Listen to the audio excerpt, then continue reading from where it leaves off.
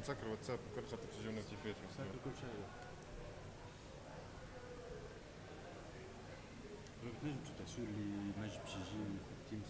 انا خدمة غادي نخدم غادي. انت برو جوست انك تلعب الوقت انت جوست اسور توا كو ماجد يقد تيمز.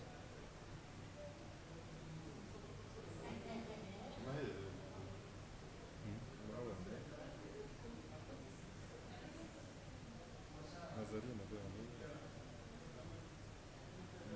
ما عنديش لينيا تاع جديدة تاع جديدة.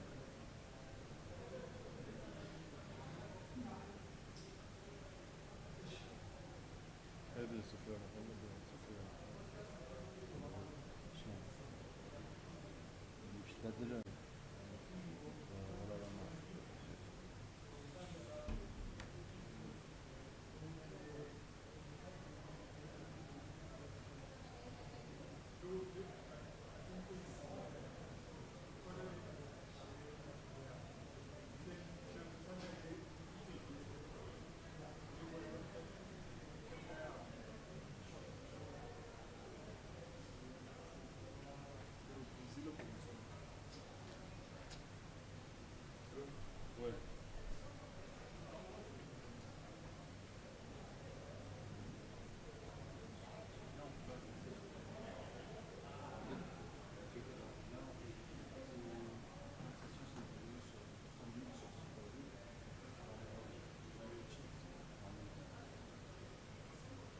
il y a des trucs avant.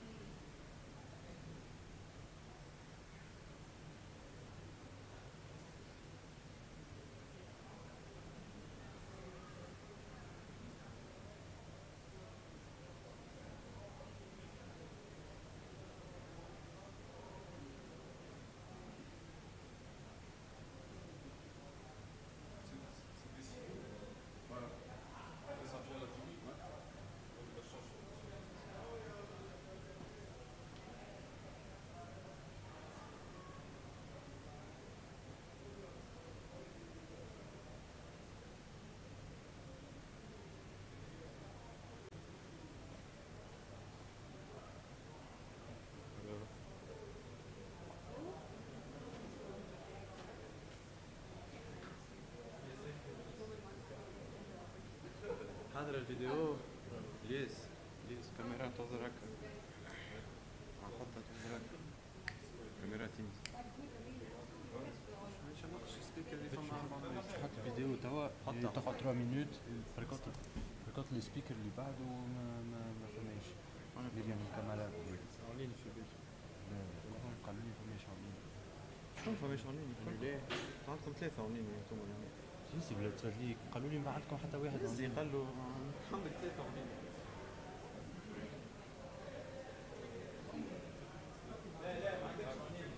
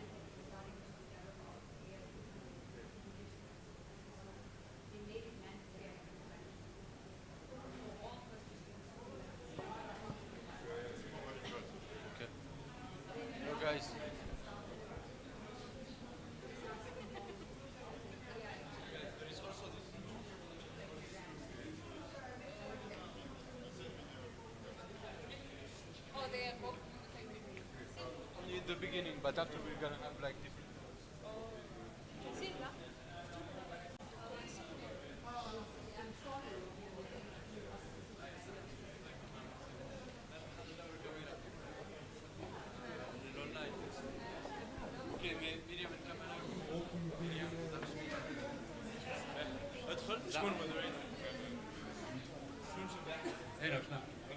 هنا النوشن هنا ceux qui suivent. مريم ما تعرفوهاش.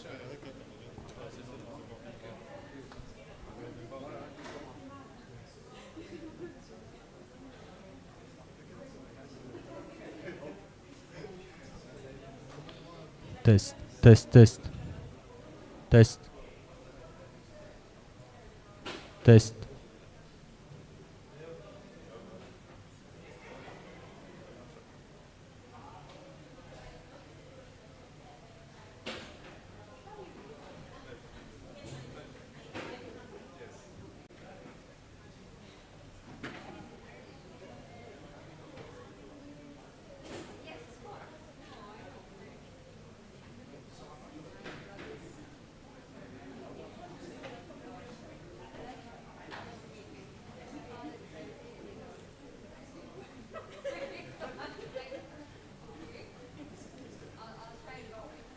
Okay, so welcome everyone. I hope you enjoyed lunch, and I hope you're ready for this afternoon. So we're gonna start this session with a small video which was recorded by Mr. Chilidzi Marwala, who is the UNU Rector and Under Secretary General of the United Nations. And then we're gonna move to Miss Miriam Nkamalago, I'm gonna introduce later what she's gonna talk about.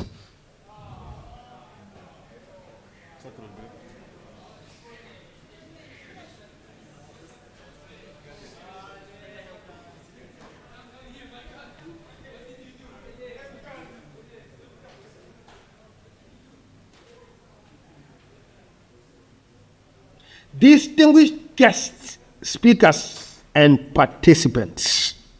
My name is Chilidzi Marwala, and I have the privilege of serving as Rector of the United Nations University and Under Secretary General of the United Nations. It is an honor to address you today for the opening of the AI for Governance track at AMLD Africa 2026. Although I cannot join you in person, I commend AMLD Africa for fostering collaboration across continent. AI is not just technology. With shared stewardship and responsible governance, it becomes a public good. In this era of rapid digital change, gatherings like these are vital for collective learning and coordinated action. AMLD's focus on AI governance is timely. AI is reshaping how societies work and learn, but progress alone does not ensure inclusion. We need frameworks that are transparent, fair, and grounded in human dignity. Trustworthy AI is essential for development that benefits all. At UNU, our global network of research institutes advances ethical, human-centered approaches to AI. We help the UN and its member states to understand the social impacts of digital transformation and translate research into policy, promoting welfare and resilience while addressing risks. A prevailing challenge is unequal access and the widening global digital divide. Many AI models lack data from Africa and the global south, embedding bias and limiting accuracy. If systems fail to reflect global realities, they risk reinforcing inequality. Employment is another concern, as automation disrupts jobs. Yet Africa, with the world's youngest population, has immense potential to lead in AI research, entrepreneurship, and policy. To realize these opportunities, AI governance must be inclusive. All regions must have a role in setting standards, building digital infrastructure, and contributing to research. Investments in capacity building, reliable data systems, and meaningful knowledge exchange are absolutely essential for empowering Africa and the global South in the development of AI technologies. Ultimately, AI governance is about people upholding dignity, expanding opportunities, and ensuring innovation supports justice, sustainability, and peace. I wish you productive discussions and look forward to the insights that will emerge. Thank you. Ngiyabonga. Ndiyalibuwa. Bayadamki.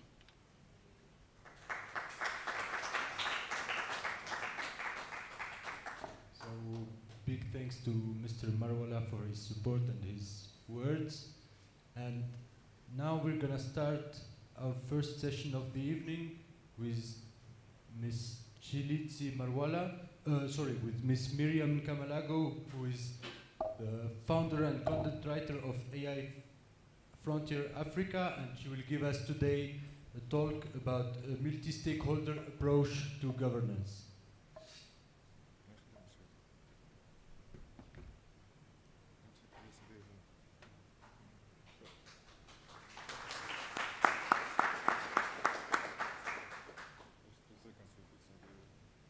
We're just gonna fix the clicker.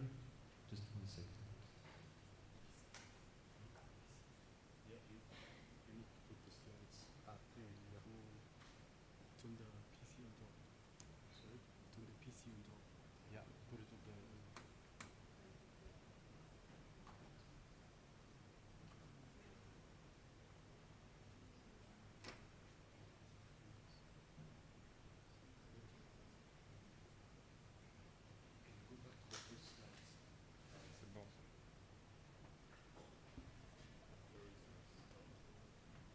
Good afternoon, everyone.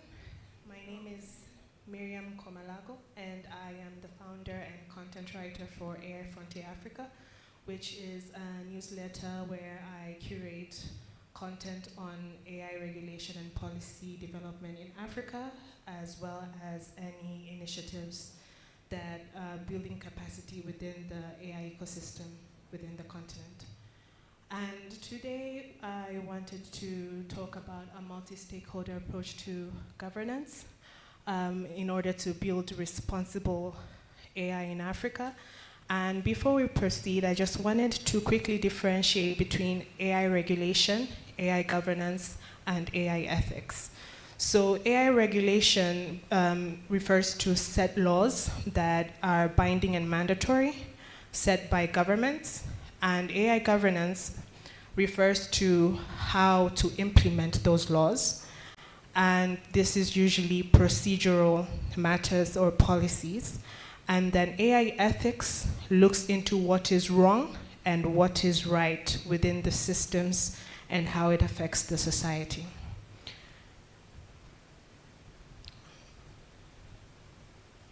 So the definition of a multi-stakeholder approach is basically a process that involves all impacted relevant stakeholders in the policy design.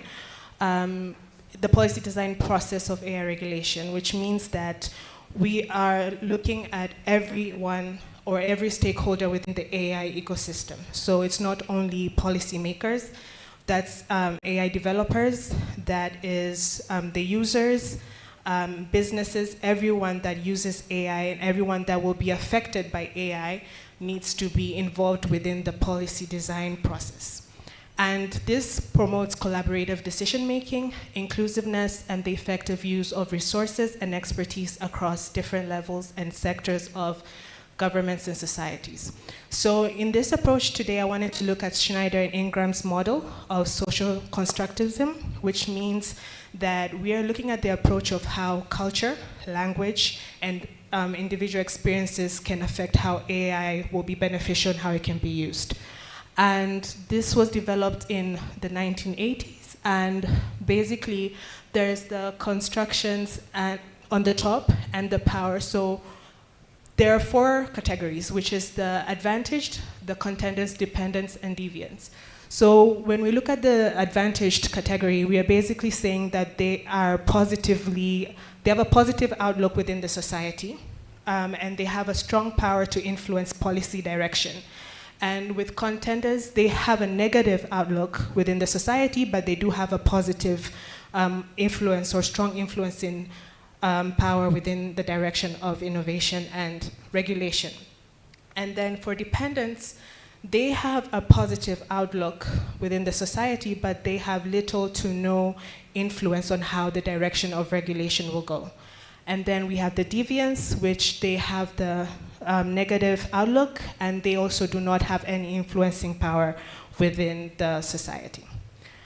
And to quickly look at it, the advantaged category consists of research entities, large AI or tech companies, and the contenders, that's the data brokers, social media companies, advertising tech AI firms, so basically anyone that is collecting data and not being very transparent on how they're using or benefiting that data.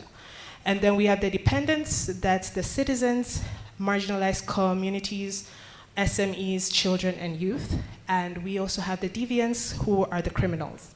So cyber criminals, malicious AI users. And to expand how they benefit the direction. So the advantaged stakeholder category, they are the drivers of innovation. They have the money, they have the expertise, so they can say what can be done, what can be created, and actually do it. And they have high influential policy design, and they're highly influential in policy design and its outcomes, and they're portrayed as problem solvers. So I gave an example of Google. For example, yesterday we had the country director say that they helped over 200 startups by financing them to create different projects within AI. So that's how influential they are, and they can be able to make a great impact.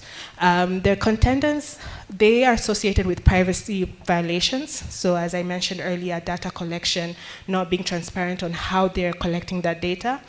And they do have high lobbying power because of having the expertise and also the finances to do so.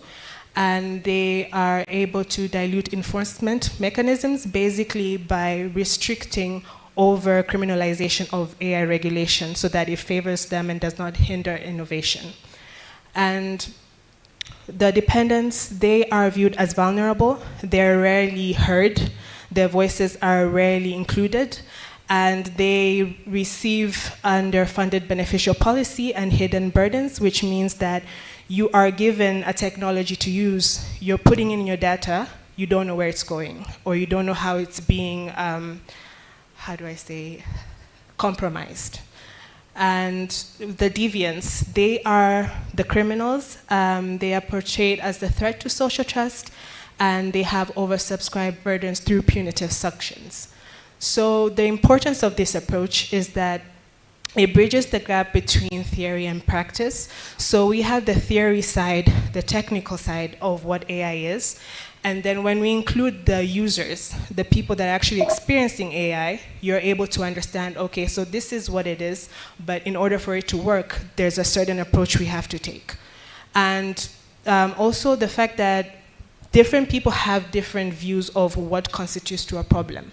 My problems cannot be the same problems that you have. And how the problem should be addressed also varies depending on stakeholders. So once all of these stakeholders are included, that then ends up providing a variety of perspectives and a better way on how AI can be transformational within a certain community.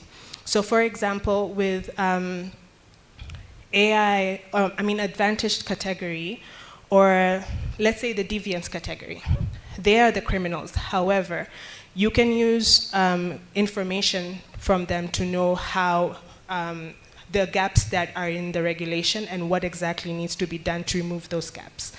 Another thing about the advantaged group is that you can say we need collaboration in order for AI to be adopted responsibly, but we don't have the funding. So you need the advantage category to give you the funding. You have to have a middle agreement, negotiated agreement that you're bringing in the funding, but we need you to build capacity in our communities so that we are both benefiting. It's not only one-sided. And also being able to categorize them, it helps understand the reasoning behind every stakeholder, because everyone has their own interests and everyone wants the benefit in a certain way. So once you're able to identify, you get to know who wants to benefit the most from others and who is deprived of benefiting from the use of this technology, and then be able to find a way to change that.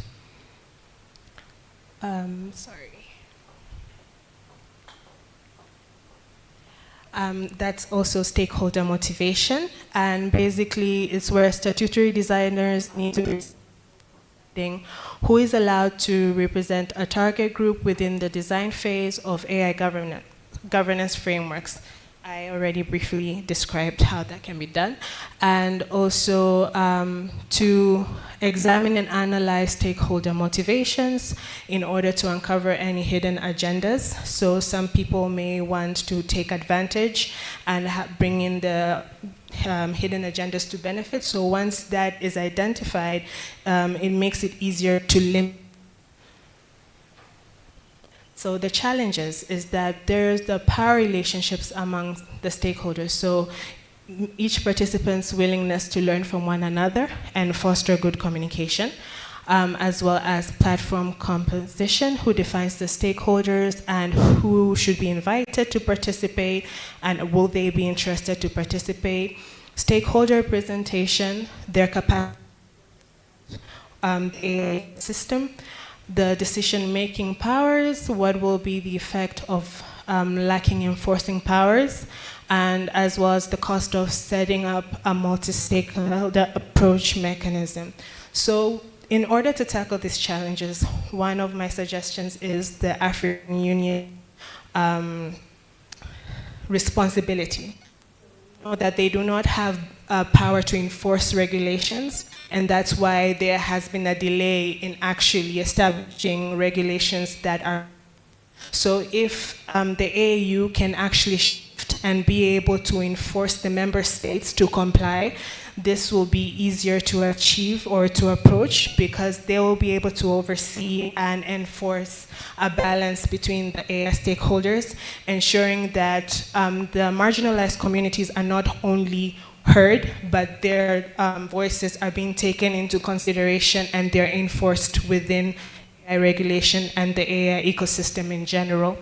And also being able to balance between the technical knowledge. Not everyone understands all parts of the AI ecosystem. So having different stakeholders and having an authoritative figure that is able to kind of bring in together all school of thoughts and have like decisive power on how to move forward will be the best approach that we can look into as a continent, and also enforce the countries to be able to follow through from the main central legislation. Thank you.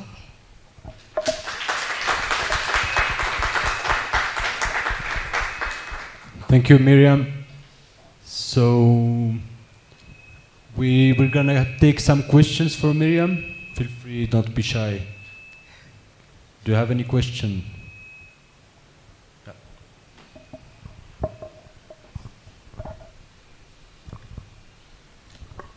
Hi everyone. Oh, you made my voice. Oh, since you are since you're doing some research on AI, have you checked into decentralized AI?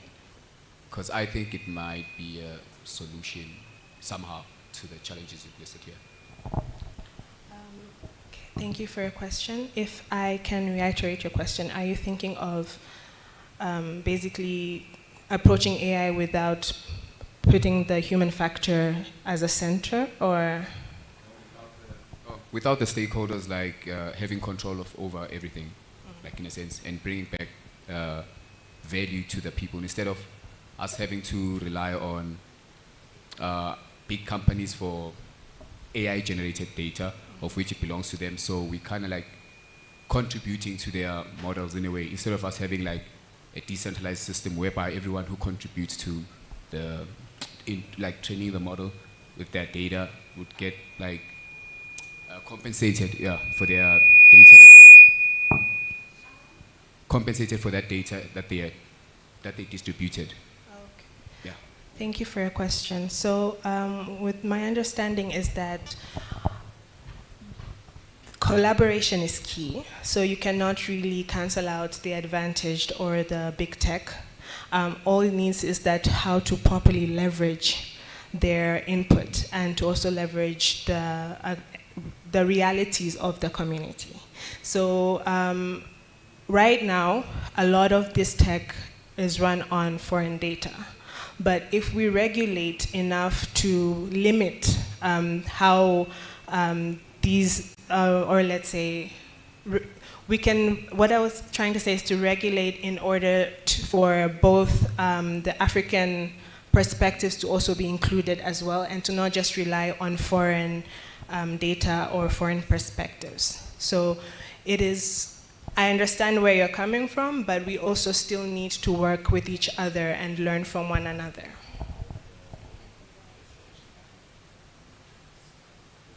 Okay. Hi everyone. So, lovely presentation, your idea. I wanted to ask about your main goal towards this is looking towards AI governance, right? And also inclusion in the AI space for everyone, right?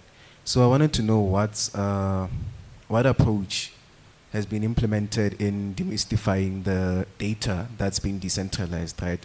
In the sense of that, right now, let's say we know that we have data, our data is being used for this and that, but then how do we ensure that there's also inclusion in the decentralization, basically ensuring that whatever we're decentralizing, the people that are getting that data that's decentralized understand what that data is, so that they can truly conceptualize what this data is being used for and how is it used in the AI space. That's my question, yeah.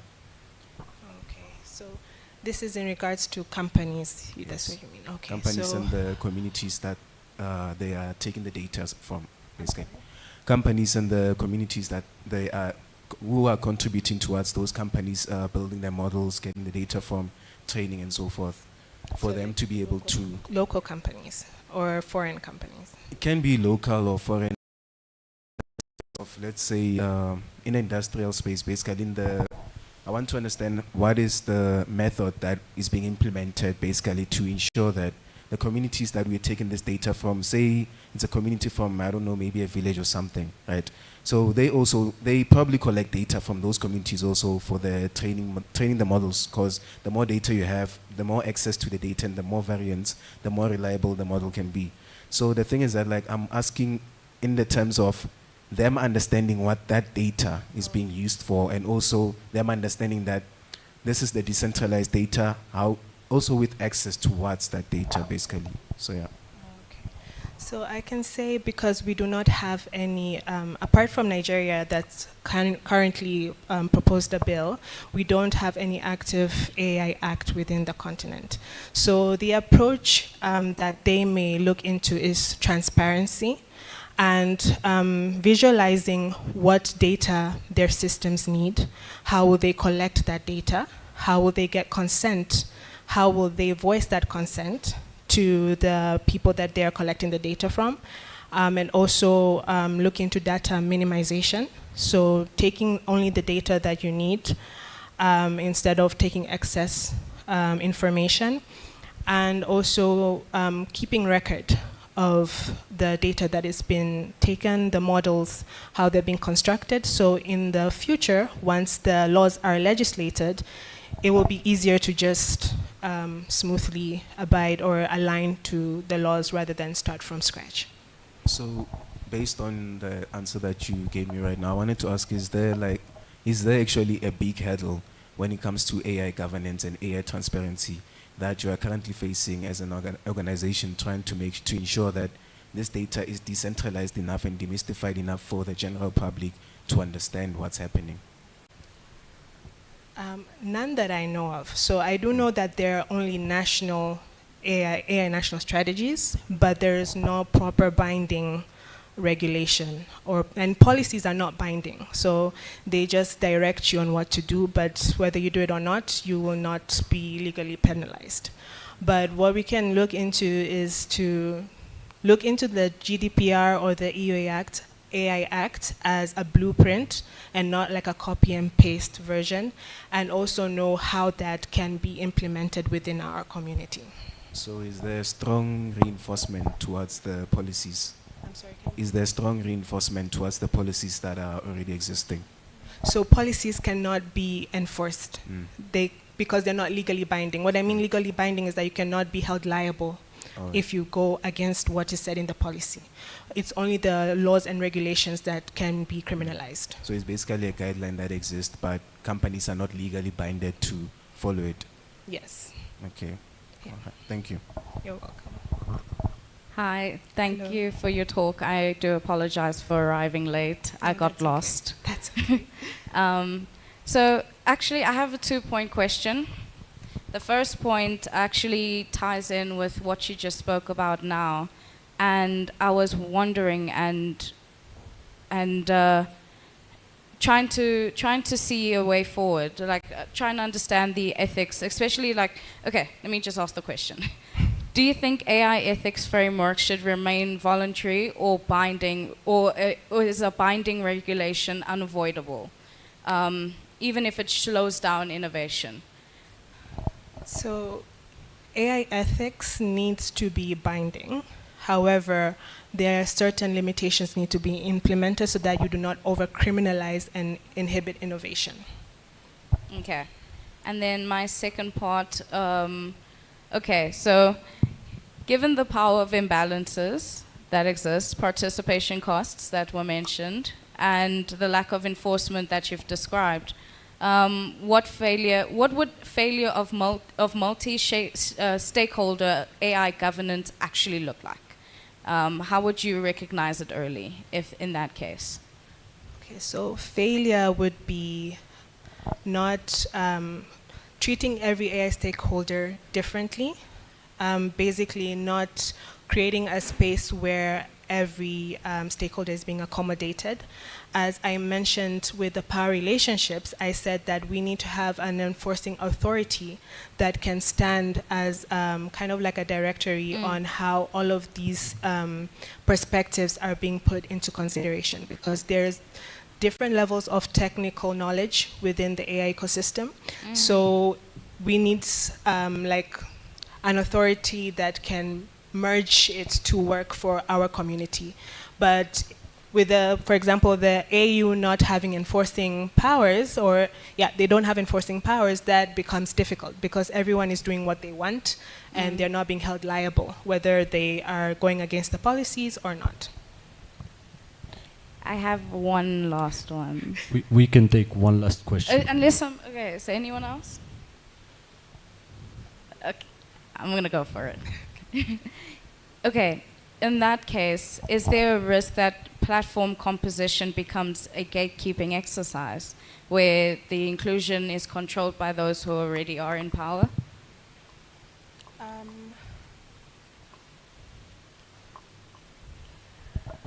I can say yes and no. Right now, it can be because there is no guideline. There is no enforceability, or there is no proper legal enforcement towards it. But once there is one, then it becomes a bit difficult because of the rule of law, where no one can no one is above the law. So it forces people to actually abide to what is said. Yeah. Thank you. You're welcome. Thank you, Miriam.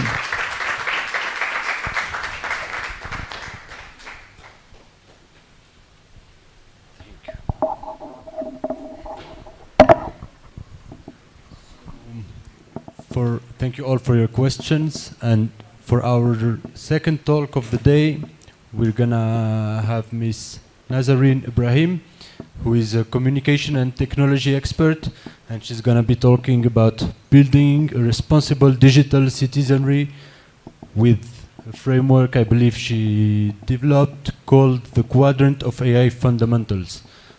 Please, a round of applause for Nazarine.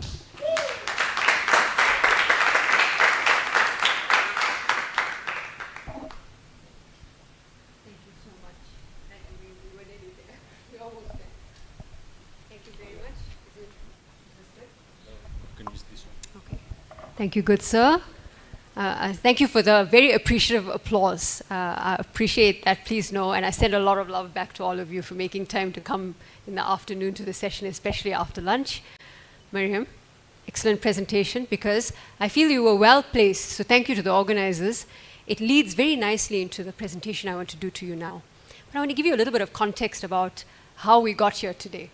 I didn't just, I don't think any one of us working in AI ethics, governance, policy just happened upon it, although it is becoming increasingly a job opportunity. You will go onto LinkedIn and you will see that the number of jobs has 10 or 20x'd in the last 6 months, and it never used to be a mainstream thing before. I come from a communications, digital marketing, corporate communications background, and I've done that for the last 20 years. In the last 8 years, I started to see a change in what people of my caliber, or what we would do as communication specialists, what would it look like for me in the next couple of years. And this was back in 2018, end of 2018. I had an interesting conversation, and this is so important about who you talk to. I went to the Web Summit in Lisbon, and I was fortunate to travel there. It's not like I could have afforded to do that before, even in my early 30s. I got a chance to sit down with a mentor at the bookings.com lounge. And he was a tech VC from San Francisco. I don't remember his name now, which is very sad, but I will remember. And he asked me, what do you do? I'm from South Africa. Where are you from? I'm from South Africa. What do you do? Well, I work as a freelance communicator. I'm working on some projects. Do you know about the AI for Good movement? I said, yes. I have a natural inclination towards technology. Okay, go back home. Go back to South Africa, learn more about the AI for Good movement. And it was not a very big concept of conversation around here. I had been involved in Durban, which is my hometown, in the business community, in the digital community, for many years while I was a communication specialist there. I worked in a lot of incubators, mentoring, doing the digital stuff, tweeting live from every event I could. I don't do that stuff anymore. I earn my colors now. I don't need to tweet from every event anymore. But it was a good training ground. And when he told me that, I came back. That was November 2018. I came back to South Africa, came back to my hometown of Durban. I live in Phoenix, in Durban, which is a former Group Areas Act space. So the kind of thinking that you find in sometimes spaces like that might not always encourage you to want to think beyond that. And I sat down and I thought, okay, what do I do? Because I know I love tech, so how will I channel this? Because I have an interest in human rights too. So I wrote a 12-part AI series called the AI for Everyone kind of learning series. And I conceptualized this thing back before ChatGPT was a thing, right? So it was, what is AI? What is machine learning? What is deep learning? What is ethics? Et cetera, and ended off with what are my predictions for then 2019, back in 2019. Like, guys, how old were you in 2019? Yeah. You see? So I'm kind of old now. But that being beside the point.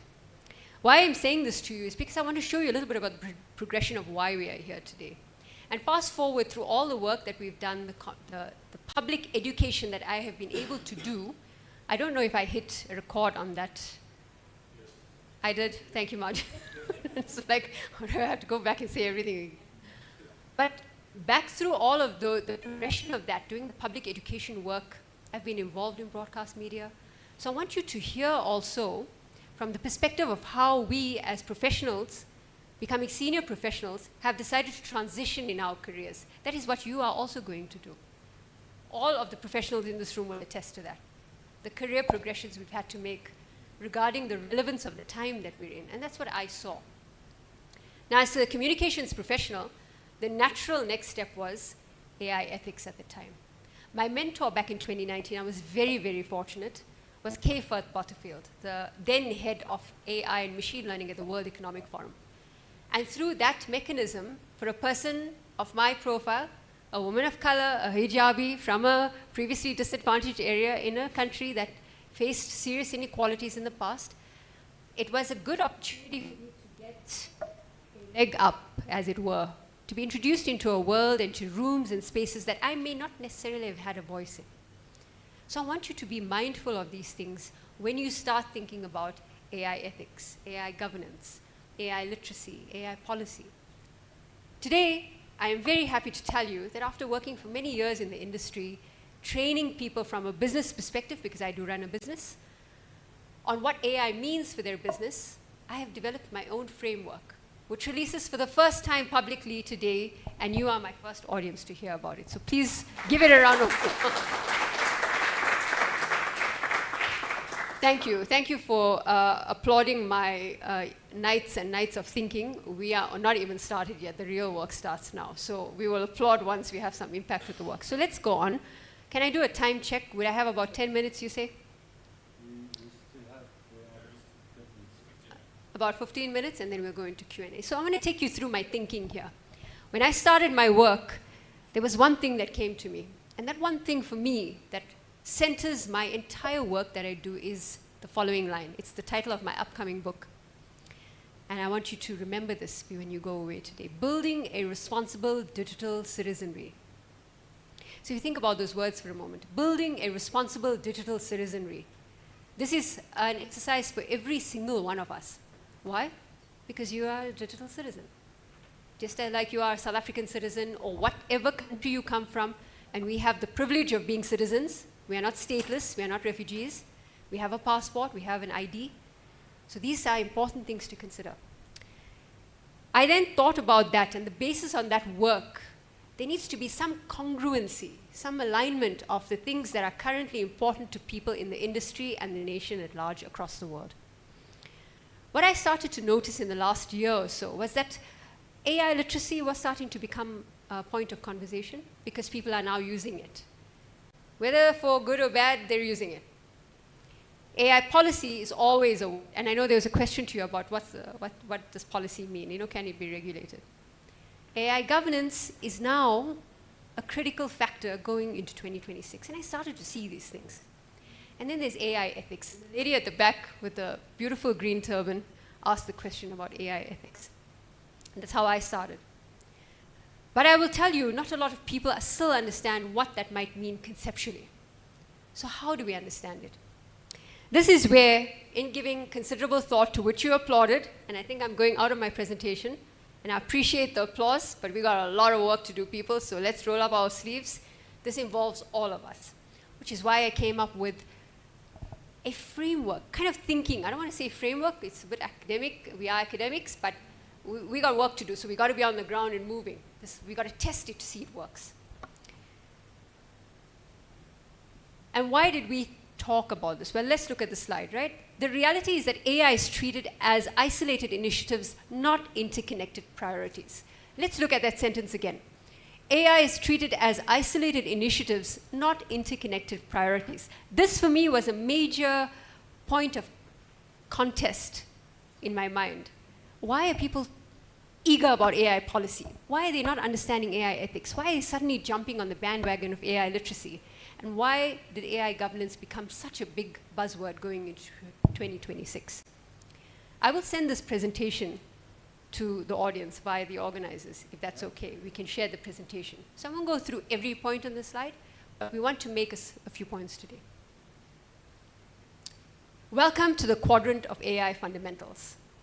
This is a signified, a centralized way of thinking about these 4 concepts that will underpin what it means for people to use, to engage, to transact, to understand, and to be part of the industrial age of AI.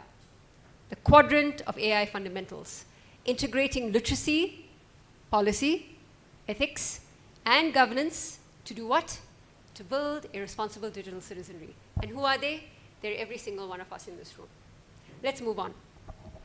I keep going back out of my presentation, but that's not how it's supposed to be. So let's try to be tech savvy for once. The pattern that I found and why we put that together was that it was in silos. I don't like saying that word. It's quite an old corporate word, but that's what it is. Success requires treating these domains as distinct but interdependent fundamentals. Now, interdependency is an important linking word there in the quadrant of AI fundamentals. So what do they look like? If you look at this gives you a sense of how to understand this. I'm going to move a bit here so I can see the slide here. You've got governance on the one side. You have policy on the other side. You have ethics, and then you've got literacy. It says technical understanding, and these are important things. So why do they matter? You will see that the quadrant have different axes assigned to them. One is strict regulation, the other is high knowledge, low knowledge, and distributed oversight. I don't have a lot of time to go through each component and why they might be dependent on one another, but I present this to you as a framework for a way of thinking that will become embedded into how we understand what are they? AI literacy, AI policy, AI governance, and AI ethics. Because what did we say at the beginning? AI literacy is becoming a need to have, not a nice to have. AI governance is the new focus for 2026 going forward. AI policy was always there. We need to have an AI policy. Okay, what are you policing? That's the question. What are you doing? Last year I had an interesting talk with the Faculty of Law. Did a public lecture at UJ. Your neighbors just down the road somewhere here. And like all of you, they asked very interesting questions. You guys are far smarter than you know. Let me tell you that. The questions that you are asking are directly linked to this quadrant. So I would encourage you, please, to help build out this framework that belongs to all of us. It's a very easy, coherent way of thinking about the fundamentals, the quadrant of AI fundamentals that will become important to how we use it and how we are responsible digital citizens. So I'd encourage you to do that. Ethics and society. So I'll go through them very briefly so that we have an understanding. I want to see that I'm doing this properly. Why does this interconnection matter? Let's look through this. Literacy without ethics. Someone at the lunch, a few speakers that we sat together had a discussion about what ethics really means.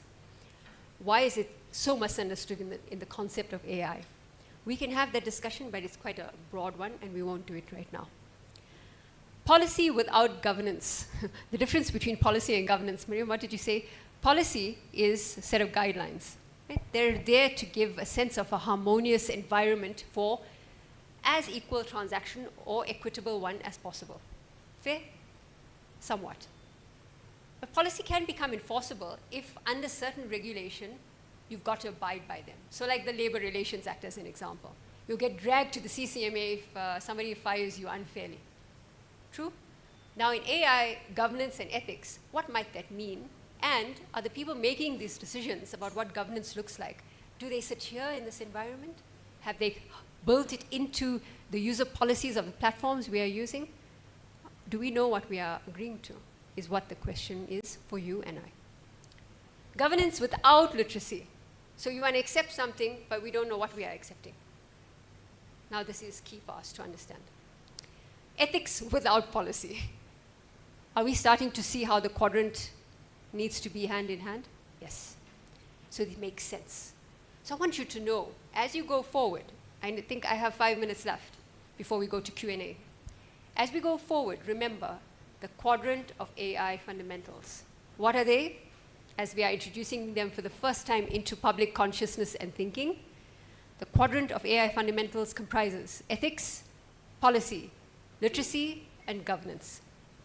And this is why the interconnection matters. Responsible AI requires all four working together in a coordinated, mutually reinforcing approach.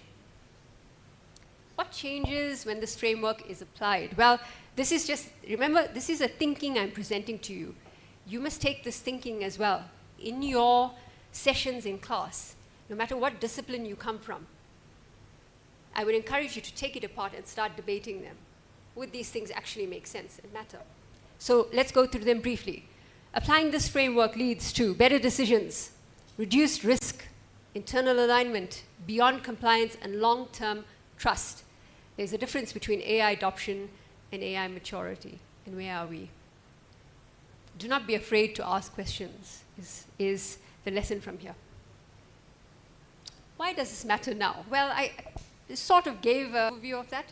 But what are we saying? What is the messaging? Foundational understanding is no longer optional. It is a governance responsibility and an organizational imperative. Currently, I am part of a policy group at the Center for AI and Digital Policy in Washington. What the work that we are doing right now, I know some of you might be familiar with it. It's also known as KDIP. I would encourage you, please, to go to their website. If you are not already know of them and their policy clinics, but they have policy clinics which you can already start applying for. You will start out as a research group member. You'll then graduate to go on to a team leader if you so apply for it, and then policy group. And when you join the policy group, you have an opportunity to actually write public statements to governments and to contribute to their flagship publication called the Artificial Intelligence Democratic Values Index. It is free for download, guys. It's an important resource you need. The 2025 version is now up for free download. It showcases comprehensively about 80 countries in the world and their national AI strategies, as well as other subtopics like their data protection acts. Do they have offices or units in place, like our information regulator here in South Africa, that can oversee these elements of the AI value chain that will help govern it? Those are the kind of things that are in that report. So it's really important. So currently, we are working on introducing a new report to the AIDV, and it's Tanzania. Tanzania was not there, but as you heard in the other presentation, they're currently producing their national AI strategy. So interesting concept for me was this idea about governance responsibility and an organizational imperative. Organizational imperative is not only paid, it's not only in the private sector, public sector, civil society organization, and at an individual level. So what is that? Building a responsible digital citizenry. All right, the quadrant as a starting point. This is like playing Mario Kart, I think, I don't know. Strengths, where is your organization strongest? Gaps, where are the key vulnerabilities?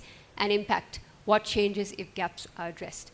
This presentation will be sent to you, so at your leisure, you can look through it and start interrogating it. And as always, I thank you so much for your time, because this presentation would not have been possible without you and our great organizers from AMLD Africa. Thank you. Thank you. Thank you, Nazarene. So any questions from the audience?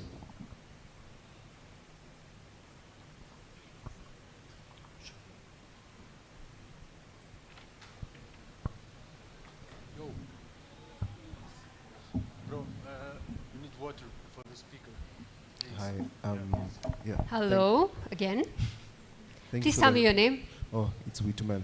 I want you to speak a little. I'm sure you got a great voice, so we want to hear it.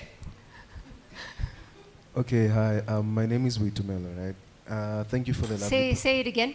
Oh, my name is Witumelo. Mutumelo. Yeah. Got it? Yeah, thank you for the lovely presentation on AI ethics and You're welcome. Policy and governance and literacy, right? So I was thinking on the, through the presentation, I was looking at how you were speaking about the low distribution and then high distribution and then the low knowledge and then high knowledge sectors, right?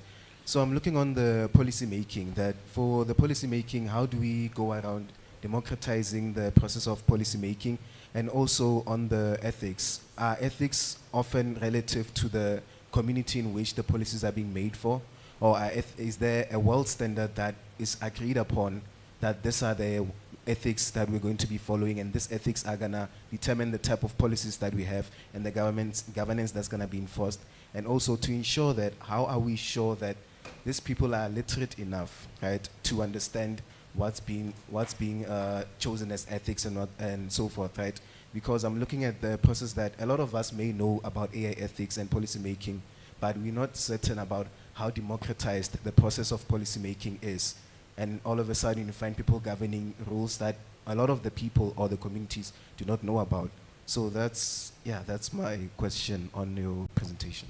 Thank you so much for the question. I see another hand. May I answer this, and then this lovely gentleman will help me with the video component. So, Motumelo, am I right? Is that the gentleman's name?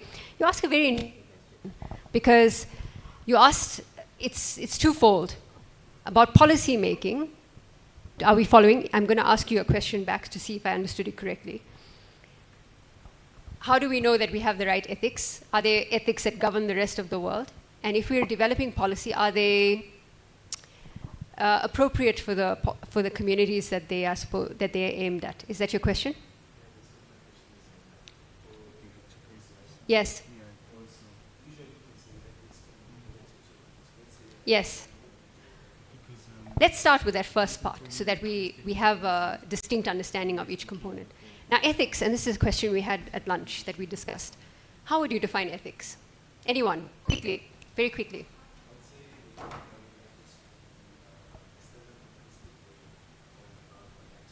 A moral way of conducting something, okay? Sir? You can just shout out the answer. I was just going to say the difference between right and wrong. Where we draw the line?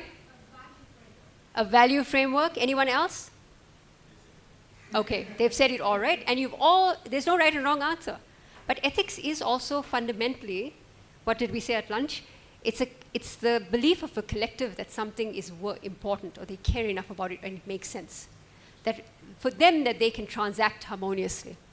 Agreed? Can we agree on that? Sir? Ethics is fundamentally a personal thing if you drill it down. Because for a collective, and a collective can be a group of people who have a similar or same identity, believing in the output of something, that output of something may be wrong to us, but is correct to them. Now, it might be problematic in a large worldview. So how do you then translate that into a workable guideline that can guide what could be deemed as policy across different sections of the population? It's not an easy task. But when you look at frameworks like UNESCO's recommendation on AI ethics, the EU AI Act, and now that's a piece of regulation, but it came out of this thinking around what AI means in that region. They're very specific about data protection laws, and very specific about fining big tech when they are not meeting the requirements. They even make them pay a tax on the revenue that they earn from ads in that region. You know, they have such a high expectation or a demand of them. Then we talked about the policy making. Are people literate enough to make the right policy, which kind of talks to the ethics part? For me, when I was thinking about that, which is why I thought about the quadrant of AI fundamentals, because all of these things are interconnected. You have to understand them separately to give a certain level of participation in the next layer of the quadrant, or in the next component of the quadrant. Now, ethics itself can be problematic, but they can be represented by certain things. Universal Declaration of Human Rights, which the UN pronounced, I think, in the early 1900s. Please, someone check that. I'm not sure. I think it was in the early 1900s when it was pronounced. Universal Declaration of Human Rights. The sense of cultural or religious understandings that we have. Think of a tribal leader and they may have said that you want to Constitution as an example. It sets a basis of human rights and what that means at a national level, at a patriotic level. There's a lot more that we need to answer the question, but we are out of time, unfortunately. We need to unpack it like an onion. I'm sorry I couldn't take your question. I'm really sorry, but we're running out of time, so we still have some quick questions. Try to make your questions short. I don't think you're done, Nazarene. I'm here. Edmonds, oh my God. And now I'm like... Nice presentation. Very straight to the point. Mine is just a simple question. What differentiates your framework from what is being done at the AU AI strategy, from the South African AI policy, because they talk about these 4 things, and also from other member states of the AU? Like, how different is your framework, and what is what's the novelty of your framework? Thank you for that question. I'm going to be a little bit cheeky and say they haven't thought about it the way I have, but that's beside the point, right? The question you asked is an important one. You mentioned two very large organizations that lead at a state governance level.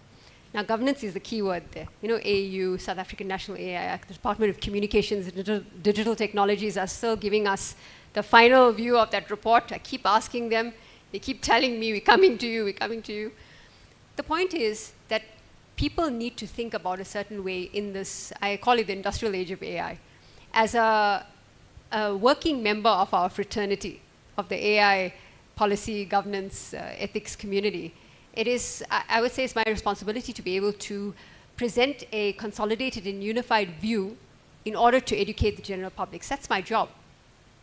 So this type of framework, while it may have resonance and place, and it has already been promulgated and given definition in national AI strategies, draft frameworks, establishment of all the AI hubs across the country, I don't believe yet, and including you were talking about the AU strategy, the AU AI strategy, that it's being consolidated enough at this level that's important for us as digital citizens, responsible digital citizens. The 4 components of policy, governance, literacy, and ethics are intertwined in the fact that they allow us to become better decision makers so we can take charge, take back our power when we are using these things. We are the ones who drive the very ecosystem. So for me, it was really important to be able to present this as a consolidated view of the public consciousness so that they can correctly interpret when they see those frameworks and they see those draft AI strategies coming out. I hope that answers your question. Thank you so much for the question also. One last question, yeah, please. Thank you very much for that presentation. I'm going to make this. What's your name? You can call me Franklin. Franklin? Yes. So my Not question. like Frankenstein on Netflix. I didn't watch it yet, but I want to watch it. Franklin, go ahead. Yeah, Franklin would do. My question is this. Your framework talks about the importance of ethics and all. Yes. And I just want to understand, does it take into account a particular form of ethics, that is, say, deontological ethics, right-based ethics, or utilitarian ethics, or does it consider ethics broadly construed? Thank you for the question, and it's an important one. You asked the question, and while I can give you a view of an answer, I am still working on refining the framework, but I am also still learning, like the rest of you. And ethics needs to be looked at as firstly as a broad-based understanding of what is mutually acceptable at a state level, at a national collective, at a patriotic level. That's the only way we can exist as human beings in this country, or in any country for that matter. But ethics is also combined, and we talked about human rights. Human rights is at the core of it. The right to freedom, the right to speech, the right to privacy, the right to dignity. These things are tenets in all religious, cultural perspectives or frameworks of what ethics might look like, but not always in the rule of law. So it's a one way we're going to have a debate, and I can't fully answer, I'm sorry, but we can have a conversation, I'm sure. Thank you for your question.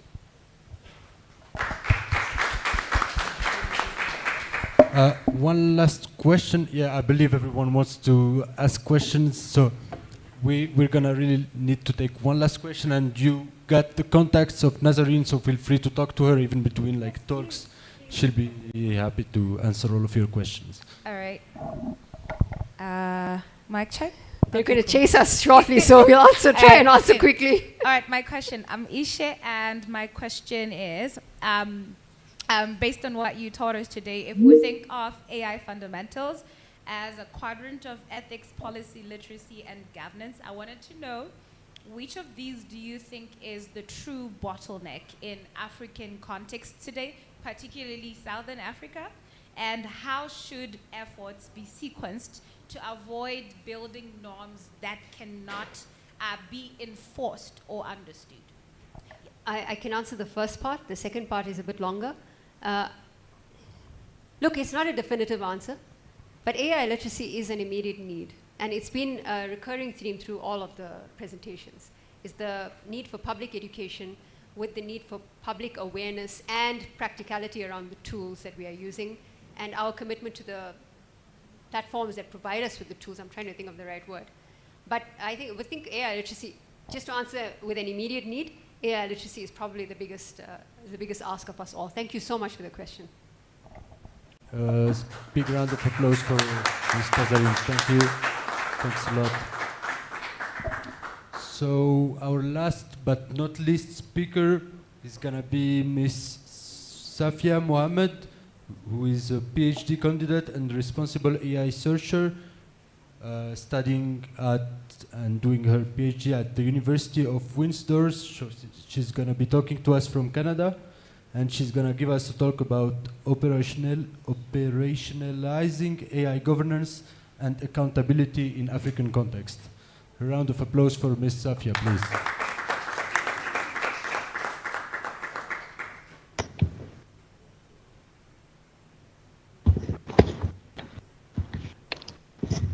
Hello, can you hear me well? Yeah, we hear you.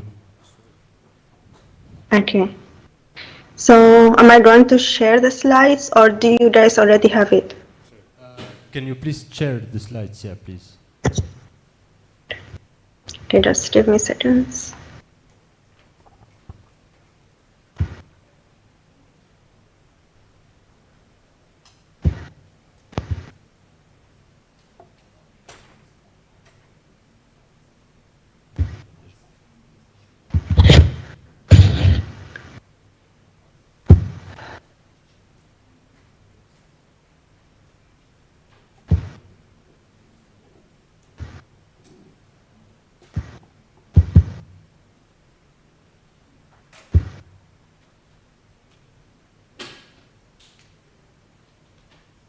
Can you guys see the slide?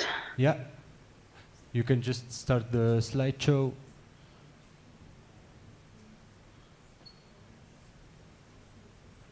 Okay.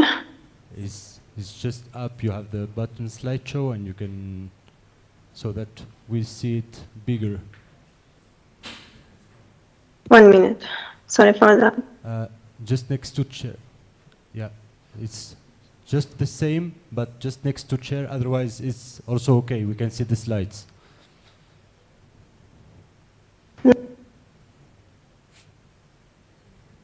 Yeah, perfect. Thank you. Perfect. Okay. So good afternoon, everyone. I hope you are enjoying the last day of the conference. My name is Safia Mohammed. I'm a PhD candidate at the School of Computer Science, University of Windsor. And I'm happy to be with you online today to share with you some insights of my ongoing PhD research that I'm doing. So let's start with the title, Operationalizing AI Governance and Accountability in African Context. So what do we mean by that? Let's start with that. So AI governance, we mean systems, processes that we use to make sure that AI systems and models are responsible, safe, ethical, etc. And accountability is actually can be considered part of AI governance. But I'm trying to highlight why it is important among other features or like parts of AI governance. And then operationalizing. So operationalizing means how we go from theoretical part when we talk about we need AI governance, we have developed AI governance to apply it or enforce it. And then the most important part is what African countries need in that part, I mean. And let's look at the challenge. So we have mainly a governance gap in African context, and that can come from different points. So what do we have first? We have AI strategies. Like some of African countries have AI strategies, and even AU, like African unit, has something called AI policy. You can find it in you can find it in their website. And I think the last update was August 2024, to best of my knowledge. So there's AI strategies exist in some African countries. And ethic principles exist. Okay, they can be part of the strategies or part of the policies, and they can also be extract somehow from what we have already, like the international framework, because there's common common stuff. So we can still like look at what we have already in the international frameworks. But the main issue is when we come to enforce what we have as a policies, as regulations, as theoretical. And to be honest, that is not just African issues. Even in North America, I'm talking about the area that I knew it. So they also have this enforcement gap missing. So this can be the main challenge that we have. So why sometimes AI governance fail? AI governance fails due to many gaps or weaknesses. But from my research, I find out that there are 3 missing pieces that we can work on them so we can shift from just talk about theory and written policies, regulations to practicals. And what I found that we have gaps in auditability, traceability, and accountability. Maybe no is a harsh word, but we can say there is a lack of these principles. So auditability means like some mechanism allow us to review what is going on in AI systems or how AI systems are taking their decisions / model. And then traceability means how can we trace what is going on AI systems or AI models. Both of these will lead to accountability actually. So we can't talk about accountability if we don't have traceability mechanisms and if we don't have auditability mechanisms. And then accountability is the last step when we are looking for who is responsible for what in case of AI is doing harms or causing any problems. And sometimes the problems of AI are not that something so big. They can be something small, I mean. So, but anyhow, they are not aligned with the human values. This is our issue. Okay, so what can we do? What is the operational AI governance? So mainly, there are 3 points. If we covered, they can help shift us to operational AI. First of all, we need to get the governance into systems. So that means we are trying now to apply or to enforce this governance.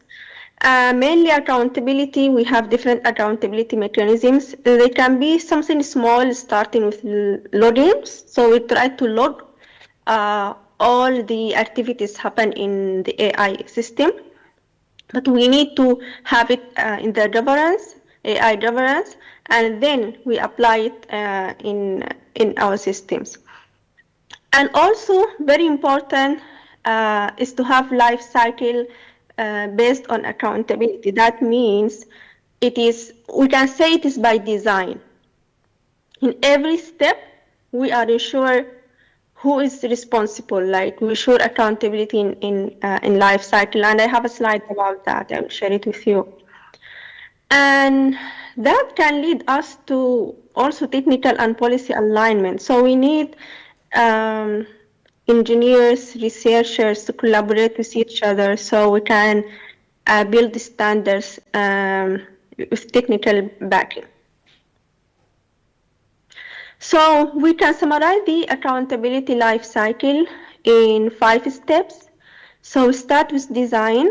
So we know, like usually if you are software developer, you know there is some of the steps that we need to follow from getting the requirements of what are we going to build until deploy it, right? So AI systems are not different from that. So during design, we need to enforce accountability structures. Don't forget, when I say accountability, that means auditability, traceability, and even actually different responsible AI aspects. So it's not just the word accountability. So identifies the risk, we define the accountability structures while we are collecting the requirements. And then we have training. So training is so important because we are talking here about the data, the blood of the AI system. It's just like the blood for the human body, right? And it's so important to get the database, valid database and non-biased database. There are a lot of research about that actually. And then when we deploy, we also have a very important look at the controls that we're using and monitoring the output, the testing when we are deploying the AI system. And that's not the stop. Like it's not like we finish after we already deploy the AI model or AI system, but we still also need to after deployment monitoring, just in case if there is any drift, if there is any malicious or issues with the AI systems that we have deployed. So we need to keep everything in a form that we can audit it in case of something wrong happen. And very important how we respond for what we have collected already. That is why incident response will come here, and that is the end of the circle of accountability actually. But most of the issues come when we consider accountability in the last step or the last two steps, and we don't consider it in the early life cycle. So this also related to the last slide. When we talk about governance controls by life cycle stage. So these are like somehow technical details, not that too technical, but something to consider. But as long as we're talking about practical and how to shift to practical, we need to spot some lights on it. So data provenance, and that's very important because the data is the first main step that we need when we are designing AI systems, right? So like we trace where we get this data, how we get this data, and we need to know all this information as much as we can and save it for the future auditing process. And then we need to develop secure logs. So it's not just about we log everything, we store it in a database or something like that. We need to make sure it is secure and there is no malicious activities happen to change or alter these logs after we create it. In case of any drift, we need to, or like change in the behavior of the AI system, we need to have controls that allow us to detect and analyze it. Because sometimes we can avoid having malicious activities or errors. It's not always malicious, sometimes can be just errors. But even if we get some information, we can get feedback and then try to go back and fix the issues we have. And finally, is incident response. This is how we were talking in the last slide. So we need to have protocols to follow in case of failures, in case of we want to know who's doing what, like the source, who is responsible, etc. So this is very important. So how about Africa? What are our challenges? Maybe some presentations talk about that already. But I'm going to highlight the main problems that maybe like most of us knows. So limit of computation resources and power access can be one of our challenges, and that can affect us to reach to the enforcement side. Like even if we have enough information, how are we going to make it on the ground? I mean, more tangible. Something else. Some of our companies, our governments, they may import some AI systems from outside, and or even by imported, not necessarily from outside Africa, but like the the data set the application built on may not fit the requirements. And we know that we have a lot of issues in that, especially in the bias, like how the data set may be biased for some people, for example, or some backgrounds. And also cross-border data flows, like regional data movement or multinational deployments complicate the enforcement of the law. And high-risk public sectors, unfortunately, we have some sort shortage of data in healthcare and educations. Like I have seen something like that personally in my country, Sudan, after the war. Sometimes you cannot collect clean data or honest data, so we can do some analysis, and that can be also happen to different kind of African countries. So there's something very important also before the end of the slides, and this is something that I'm working on in my research, which is sometimes people suggest like including distributed solutions or federated solutions for AI in Africa. Maybe you have heard about federated learning, federated learning mainly, and distributed decentralized learning style in AI. And that actually very interesting point, because no one needs to share the data when we are dealing with kind of distributed learning, like how you train your model, but it's about training models. And that has like pros and cons. For example, it is safe somehow, it is private actually. It is private, they give good level of privacy because there is no sharing of data. We are just sharing the model of AI model.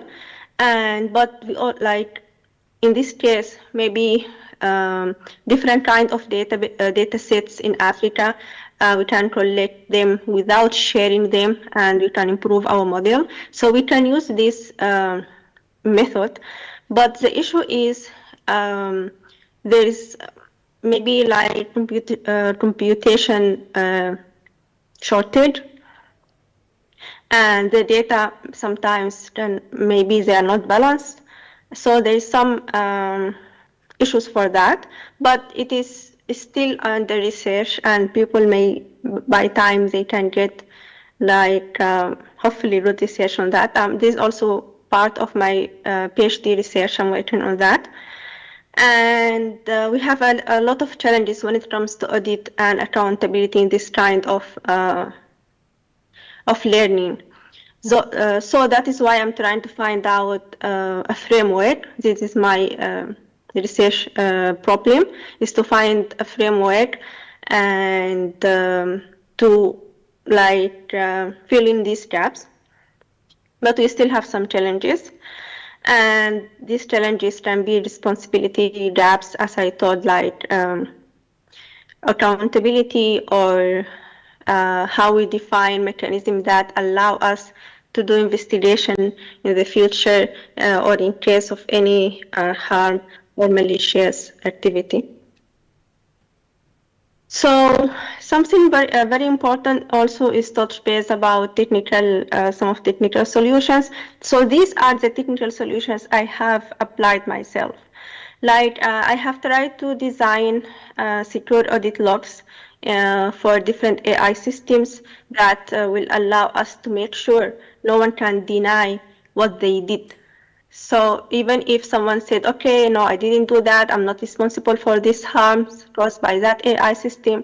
So we define secure audit logs using different kind of technology like blockchain, etc. So that can make sure that everyone is responsible for what they did, and that that actually cannot, like, this is actually part of the traceability.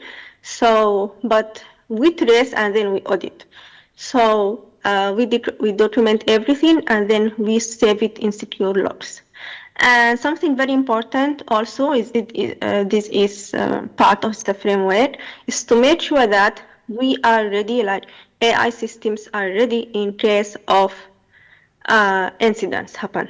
So this is post-incidents. This is not pre-incidents. So this, like, there is already something happen, but even if with that, we still be able to be ready. That's why it's called readiness. We be ready to work on it and know what's going on. And the last slide is just like I'm also trying to summarize what I said, especially the technical part. So first of all, we need reference checklist, definitely, and we have it. And we just, I think if you are working on organization or company or even the government, they need to have it so clear, so clean, what is our step-by-step reference checklist, and then we need to be having very clean step. What are the how are we ready for auditing technical issues, and there should be accountability rules, like who is doing what. So in case of anything after investigation, we'll be able to somehow assign the issue or align the issue with specific accountability rule. And incident response workflows, these are, let's say, all in one. I can consider it all in one. Document procedures for detecting, investigating, and remediating AI failures with clear escalation paths. So this is my presentation for today. I'll be so happy to listen from you or having few minutes for discussion or questions. Thank you so much. Thank you.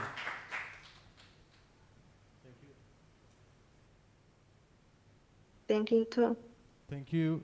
So thank you, Sophia. We're gonna move to questions. Does anyone has a question for Sophia?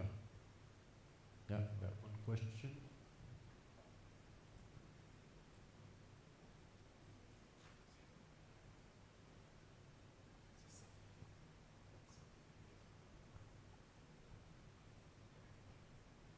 Oh, thank you.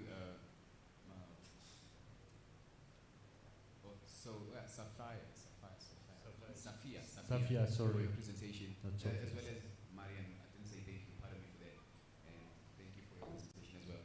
Oh, my question is there any plan or initiative in Africa as a whole that's currently in place to kind of like bring Africa to a level whereby it's dependent on its own infrastructure and slowly letting go of like foreign infrastructure and foreign data feeds and stuff like that, and actually being independent? Because in future, I think it'll cause like innovative constraints, because we have to rely on foreign infrastructure to update to a level whereby it'll accommodate our innovative idea, and we'll never catch up in a way. It's like we have to wait for them to, in a sense, to lay a foundation in order for us to work on the foundation that brought up, or yeah, if I'm making sense. Sure, thank you. That's my question. Thank you so much. So I think I understand you are asking about if there is any like something according to that. So, well, we always have something according to AI policies and regulations. But when it comes to enforcement, here are the challenges. To best of my knowledge, I may be wrong.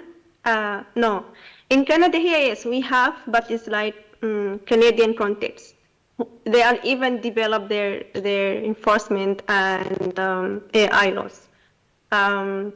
They are still even developing it. But in Africa, that's actually one of the statement I forgot to finish with. Yes, we need to have like kind of we need to push by ourselves. Like if the authorities are not ready yet to go to that step, I think researchers, educators, they can do that. And I'm happy to be part of anything you guys are suggesting or already having. I'm happy to be involved in that. So just let me know if you have any practical idea about that. Okay, Well, sure. Thank you. Yeah, I'll let you know. Thank you. Thank you, Safia. So, yeah. So thank you again. I'm gonna invite you all to join the main room where we have like Jacqueline Friedenthal, who's gonna talk about Swiss and South African collaboration in research and innovation with a subtrack about AI ethics, rights, and accountability. Thank you. We're gonna have a break just after the last talk in the main room.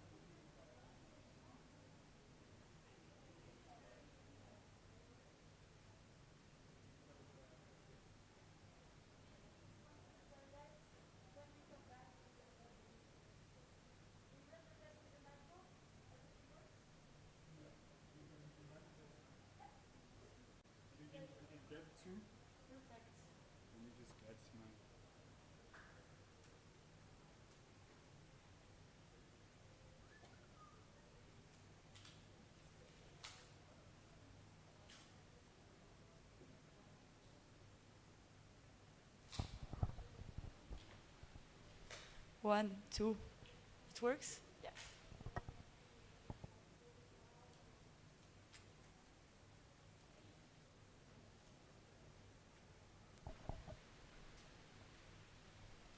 One, two.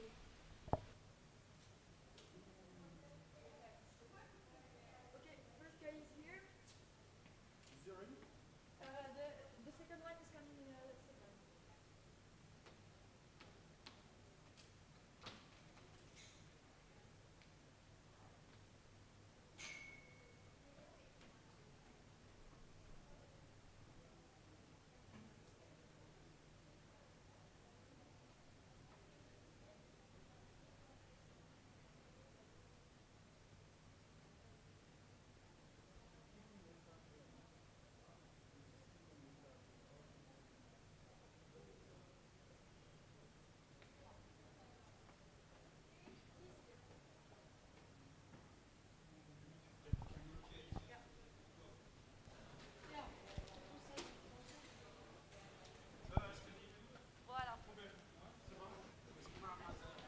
C'est ici? Oui, juste ici. Donc vous êtes à côté. Il va partir. Hein? Non, il doit faire son speech. On a posé mon keynote tout à l'heure. Hein? Ok, d'accord. Je vais juste voir avec eux si Ok. Test.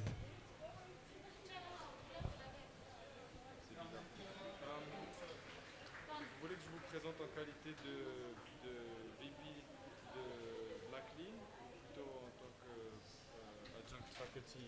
Yeah, je pense founder and CEO Bacchus Pty, yeah, Bacchus Pty Ltd et puis Research and Innovation Associate, les deux. Ok. Yeah. Je vais les lire si c'est... Yeah, pour m'assurer de pas...